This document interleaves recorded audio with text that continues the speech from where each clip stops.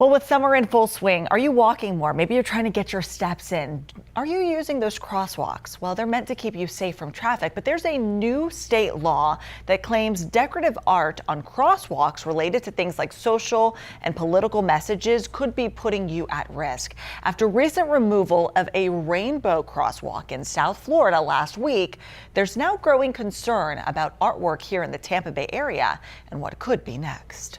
From the Progress Pride crosswalk in St. Petersburg to student-painted murals in Tampa, vibrant street art is part of the identity of many neighborhoods across Florida. But under a new state law, these colorful expressions may soon be wiped away. The Florida Department of Transportation released a statement on the last day of June saying non-standard surface markings, signage, and signal that do not directly contribute to traffic safety or control can lead to distractions, misunderstandings, jeopardizing both driver and pedestrians. The Florida Department of Transportation is now reviewing these installations like this pride flag in St. Pete's Kentwood neighborhood on Central Avenue. I don't think it's distracting at all. It represents the LGBTQ community. We support them and, they're great people, and I think everybody deserves a right to have a placement in this earth. The new policy follows the passage of Senate Bill 1662, which requires FDOT to ensure all crosswalks and road markings follow a standardized design. FDOT responded to our questions saying they're currently performing an evaluation across the state. Black Lives Matter doesn't distract people either. I think it's a movement. I think it needs to stay in order to remind people of the struggle for centuries. I think it's terrible. I don't think the federal government should be telling local governments what to do.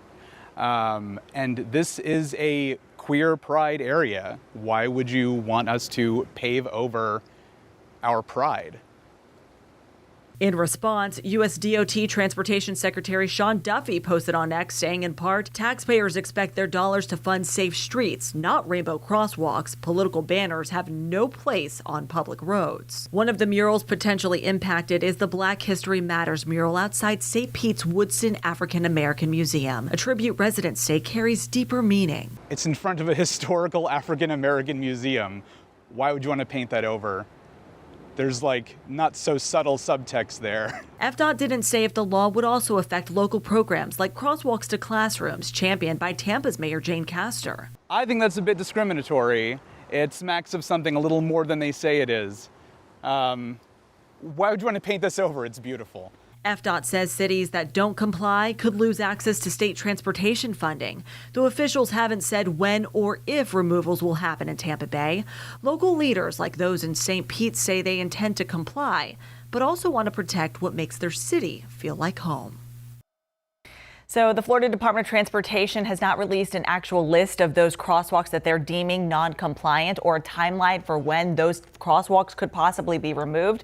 We're going to stay on top of this story. We'll be sure to keep you updated. All right, thanks, Sarah. Maybe